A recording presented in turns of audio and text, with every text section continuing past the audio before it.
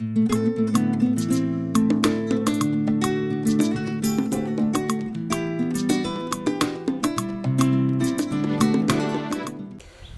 fidèles téléspectateurs et très heureux de vous savoir nombreux devant vos petits écrans pour suivre ce Big Magazine, n'est-ce pas, où nous retrouvons cette rubrique de gros plans. Et pour aujourd'hui, nous allons faire un gros plan sur Madame Ponchilobo Mamicho, n'est-ce pas. Elle est coordonnatrice adjointe d'une organisation, n'est-ce pas, des femmes, et également copilote sur Airbus 320 de Congo Airways. Avec elle, nous allons parler. Vous savez que pour ce mois de mars, les femmes s'expriment. Nous avons peu de femmes, n'est-ce pas, qui sont pilotes ici en République démocratique du Congo, car à travers le monde, c'est 19%, n'est-ce pas, des femmes pilotes, mais ici en République démocratique du Congo, 0,0, je ne sais pas comment on peut déterminer cela. Mais avec elle, nous allons parler. Elle aura quand même ajouté en ce qui concerne sa présentation. Elle aura nous parler de son parcours, de l'actualité de l'heure, n'est-ce pas, pour le mois de la femme, quel conseil qu'elle pourra, n'est-ce pas, prodiguer à toutes les femmes. Et en tant que copilote, n'est-ce pas, chez Congo Airways, elle va nous expliquer quel est son véritable rôle qu'elle joue. Elle nous parlera également de son projet d'avenir et nous allons terminer par un message particulier. Ceci dit, je vous la laisse découvrir Chimska Pangala. À très bientôt. Je suis Mamicho Ponchilobo, patriote, comme les miens m'appellent, patriote pomme, parce que j'aime le Congo. Voilà, j'aime le Congo et je suis fière d'être congolaise. Quand j'ai terminé, il y a quand même eu des chances de rester en Afrique du Sud où j'ai fait mes cours. Mais j'ai préféré le Congo parce que j'ai un attachement particulier. Voilà pourquoi on m'appelle patriote. Je suis ingénieure technicienne d'abord en exploitation aéronautique de l'ISTA. Et je suis activiste de droits des femmes. Actuellement, je suis mentor de Afriane. Afriane, c'est un réseau des jeunes adolescents d'Afrique centre et australe. Donc moi je suis la mentor en RDC.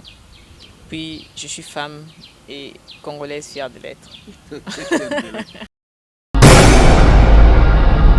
Au fait, mon parcours, je suis née au Congo, vraiment au fin fond, à Buta. Je suis née à Buta, j'ai fait l'école maternelle, puis j'ai fait l'école primaire secondaire à Kikwit, au Bandundu à l'époque, le Grand Bandundu. Puis l'école secondaire, enfin les humanités à Mbujimaï. Donc j'ai fait les humanités scientifiques et j'ai fait les maths physiques. Alors mon parcours, j'étais le genre d'enfant très timide, grandissant, mais un peu plus intelligente. Donc j'ai pas fait 5e primaire. Et parce que j'avais fait 100% en 4e primaire. Et on a essayé en 6e. Donc après, voilà, une classe. Voilà. J'ai semblé être surdouée quand j'étais jeune. Puis après, je suis partie à l'école secondaire, adolescent. La culture demandait à ce qu'on forme une femme. Donc on a commencé à m'entraîner aux tâches ménagères, ce qui n'a pas facilité la tâche. Du coup, j'ai baissé un peu d'intelligence. Enfin, je ne regrette pas. Je ne regrette pas. Donc j'ai terminé en scientifique, maths physique. Mais bon, le destin m'a amené en Mbujimaï, à l'époque avec mon père qui était à l'office de route. Et c'était pour ma première fois, j'ai fait les Congos, j'ai vraiment fait les Congos, je n'avais jamais vu combattre une femme. Mais spécialement en Mbujimaï, j'ai vu combattre des femmes en cours de route. Et bon, quand je suis allée à l'école, les traitements étaient pareils. Parce qu'à l'école, c'était les filles qui étaient censées balayer, torchonner, faire les toilettes. Et les garçons, c'était les grands patrons. Moi, quand je suis arrivée, j'ai dit, je ferai exactement comme les autres élèves. Donc les autres élèves garçons. Et à l'école, ça a surpris. Ils ont voulu comprendre pourquoi cette fille qui vient. Et chez eux, c'est un sacrilège, une femme qui essaye de se lever. Alors c'est de là qu'est née cette révolte. Je me suis dit, mais attends, pour qui ils se prennent? On est tous élèves et tout ça. Et bon, j'avais l'accompagnement de mes parents. Évidemment, mon père n'a pas trop évolué au Kasaï. Du coup, lui, il nous comprenait parce qu'il savait que ce n'était pas l'éducation qu'il nous avait donnée. Alors là, les sœurs Thérésiennes ont compris, elles ont commencé à m'encadrer. Ils m'ont encadré. En 4e, j'ai passé déjà dans les radios communautaires pour parler de l'émancipation à l'époque. Et du coup, j'ai rencontré un prof, Albert Kamaï, qui nous a donné 3D, que j'ai retenu jusqu'à aujourd'hui. C'était la dignité, la détermination et les discernements. Et il nous poussait, il nous disait, il faut faire quelque chose qui est différent. Enfin, il faut sortir de la réalité, le mariage, le cycle normal. Et pendant mes vacances en 4e des humanités, je suis venue sur Kinshasa. J'ai pris l'avion d'Ibindi de l'Amiba. Voilà. Et arrivé dans l'avion, j'ai vu que c'était les hommes qui étaient dans le cockpit et les vieux. Je n'avais pas vu des femmes. À l'arrière, j'ai vu les hôtesses dames. J'ai dit, ok, moi je vais faire le contraire. Je vais inverser le rôle. C'était un rêve d'enfant. Voilà. C'était vraiment un pari. Et un pari gagné aujourd'hui. Ouais, ça, c'est vrai. Donc après, je suis rentrée dire à mon père, il a dit t'es folle. Et puis à l'époque, mon père, il pouvait même pas s'imaginer payer les cours de pilotage parce que c'était fou. Il était simple directeur d'office de route à l'époque. C'est énorme pour lui. Et puis il n'a jamais vu une femme pilote. Donc c'est vraiment trop osé. Il nous accompagne, mais il avait quand même des limites. Alors quand je lui ai dit ça, il m'a dit non, non, non, ça oublie. J'ai dit non, je vais être pilote. Bon, il y a eu son ami qui est arrivé, qui m'a posé la question. Vraiment, c'est la personne qui a plus stimulé, c'est M. Ilangongo. Beaucoup de respect, papa Ila. Et lui, quand il est arrivé, il m'a posé la question. J'ai dit, papa, moi, je serais pilote. Il dit, pilote. Mais bon, papa dit qu'il n'a jamais, jamais vu des femmes pilotes. Il m'a dit, ok, ça va, je vais t'amener un cadeau. Il m'a offert un simulateur D1000. Et dans les simulateurs D1000, il y avait Babylone qui a conçu ces flight simulateurs, le programme. C'était une dame, elle était pilote. Du coup, j'ai ramené à papa, j'ai dit voilà, il y a des femmes pilotes quelque part dans le monde. Donc moi, je serais peut-être la première au Congo. Ben, notre papa, il adorait les challenges. Et voilà, quand je suis arrivée à Kinshasa, il fallait que je fasse l'UPC pour faire le droit ou économie. J'arrive, j'ai dit à mon père, moi je vais faire l'ISTA. Parce que c'est vrai que tu ne sauras pas payer les études des pilotes, mais on m'a dit qu'à l'ISTA, il y a mécanique d'aviation. Je vais aller me renseigner pour voir. Il m'a dit non, non, négatif, tu seras avec tes sœurs à l'UPC. Je fais ok, ça va, c'est bon. Et puis je me suis inscrite à l'ISTA par tes vitesses.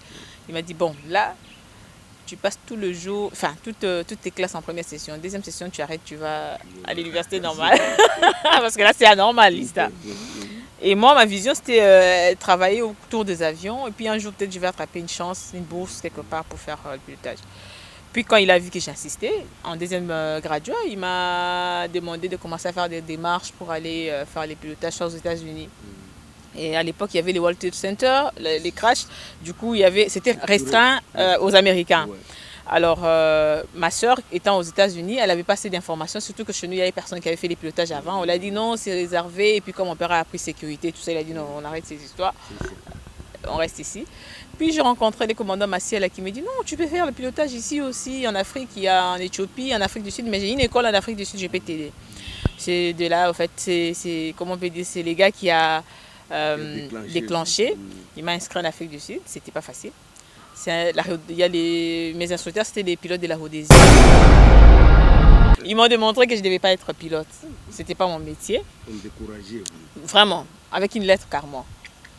Puis j'ai changé d'école, enfin je suis quelqu'un de tenace, moi j'abandonne pas, moi j'aime pas qu'on me dise que tu peux pas. Si tu me dis que je peux pas, donc je vais te montrer que La détermination. je dois te montrer que je peux. Oui. Alors j'ai terminé très difficilement, c'était pas facile pour moi, enfin les études des 2 ans, moi je fais 5 ans. Donc il y avait l'argent et puis il y avait ces petites difficultés racistes et tout, à gauche à droite. Puis je suis revenue au pays, il n'y avait pas de boulot pour moi. Alors je me suis lancée à l'aventure, je suis allée à Goma. Mon premier travail, c'était à Goma Express. Un très bon patron qui m'a reçu et puis voilà, tout a démarré. Après, j'ai rencontré le commandant Jules Mangala qui m'a pris chez Katanga Wings, qui était une compagnie de Katumbi. Là, j'ai fait 20 mois. Enfin, ça, c'était vraiment le début de carrière, c'est la vraie carrière. Puis, je suis revenue à Kinshasa. J'ai travaillé chez Air Baraka aussi, 3 ans. Puis, en 2016, je suis venue chez Congo Airways, une autre belle histoire d'amour. Arrivée chez Congo Airways, j'ai passé mes tests et tout ça. Mais pendant mes formations en ligne, on m'a sanctionné encore avec une lettre pour dire « Madame, votre place, c'est pas dans le cockpit, on peut vous trouver quelque chose de bien parce que vous avez une belle attitude. » Ils ont dit que ma performance en formation en ligne n'était pas bonne.